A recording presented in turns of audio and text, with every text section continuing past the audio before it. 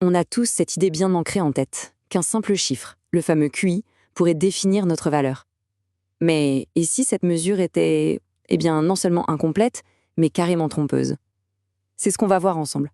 On va déconstruire ce mythe pour essayer de comprendre ce qu'est réellement une intelligence complète et épanouie. Et voilà la question qui est vraiment au cœur de nos discussions. Qui n'a jamais douté de ses capacités après un test standardisé? L'idée qu'un score, un seul petit score, puisse résumer tout notre potentiel, c'est pas seulement limitant, c'est que ça passe complètement à côté de l'essentiel.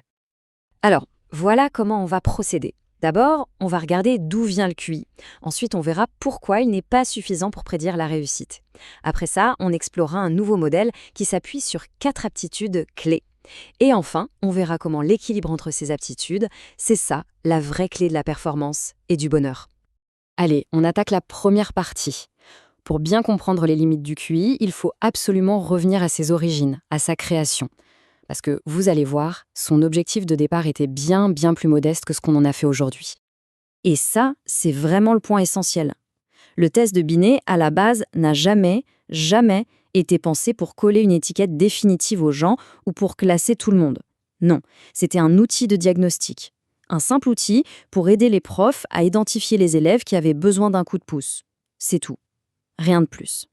D'ailleurs, la formule de base était d'une simplicité presque déconcertante. En gros, on calculait un âge mental en fonction des tests réussis par un enfant.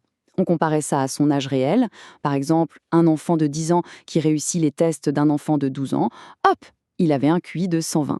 C'était juste une mesure de l'avance ou du retard scolaire. Pas du tout un jugement de valeur sur la personne. Et ce qui est assez savoureux, c'est que Binet lui-même était le premier à reconnaître, avec pas mal d'humour, les limites de son invention. Sa citation, elle est géniale parce qu'elle montre bien le raisonnement un peu circulaire. Qu'est-ce que mesure mon test? L'intelligence. Et c'est quoi l'intelligence? Eh bien, c'est ce que mon test mesure. Il savait très bien que son outil était loin de pouvoir saisir un concept aussi vaste.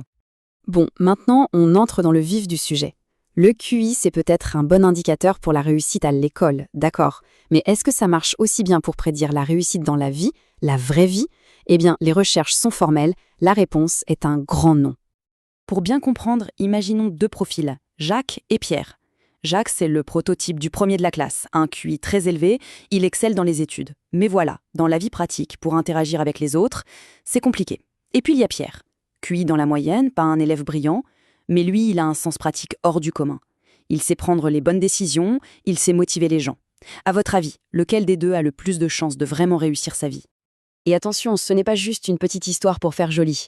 Une étude très sérieuse menée à Harvard a suivi 95 étudiants avec des QI très élevés pendant des décennies. Le résultat est sans appel.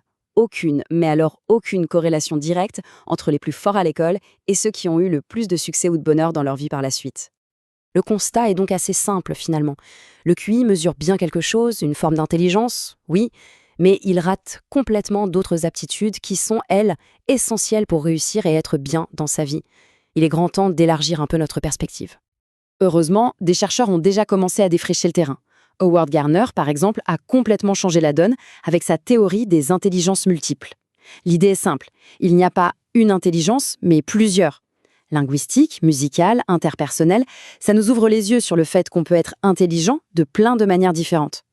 Et c'est en s'appuyant sur cette vision beaucoup plus large qu'un nouveau modèle a vu le jour. Un modèle qui essaie de simplifier tout ça en 4 aptitudes fondamentales. Ce sont elles, ensemble, qui définiraient une intelligence vraiment efficace au quotidien. Alors, quels sont ces 4 piliers? Premièrement, la rationalité, c'est notre capacité à analyser, à raisonner logiquement.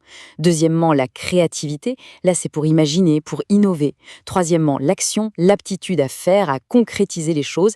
Et enfin, quatrièmement, l'interactivité, notre intelligence sociale et émotionnelle en gros.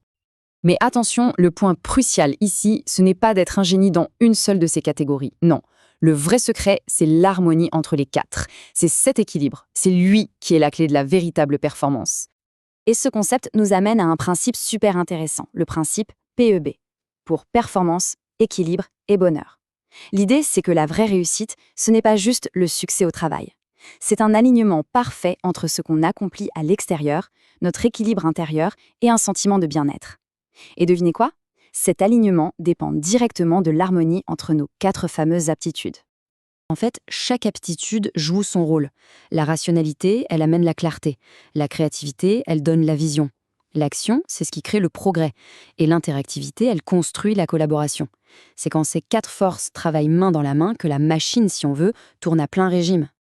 Mais évidemment, il y a un piège. Qu'est-ce qui se passe quand une de ces aptitudes prend le dessus sur toutes les autres? Eh bien, c'est simple, tout le système se détraque. C'est ce qu'on appelle l'effet de déséquilibre. Une aptitude, souvent celle qu'on a le plus travaillée, devient surdéveloppée. C'est l'hypertrophie, un peu comme un muscle qui devient trop gros.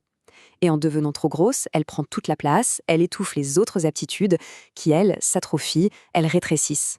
La conséquence, on devient plus fragile, moins performant et au final moins heureux. Alors, au fond, ce qu'il faut retenir est à la fois simple et profond. Le but du jeu, ce n'est pas de maximiser une seule compétence, de devenir hyper intelligent dans un domaine. Non, l'objectif, c'est de cultiver l'harmonie entre toutes ces compétences, de nourrir chacune de nos aptitudes pour qu'elles puissent jouer leur meilleure partition, ensemble. Et tout ça, ça nous amène à une dernière question. Une question qui change complètement la perspective. Et si, au lieu de se demander à quel point cette personne est intelligente, on se demandait plutôt de quelle manière cette personne est intelligente. Arrêtez de vouloir tout classer sur une seule échelle et commencer à apprécier la richesse, la diversité de toutes les formes d'intelligence. C'est peut-être ça, au final, la plus belle des intelligences.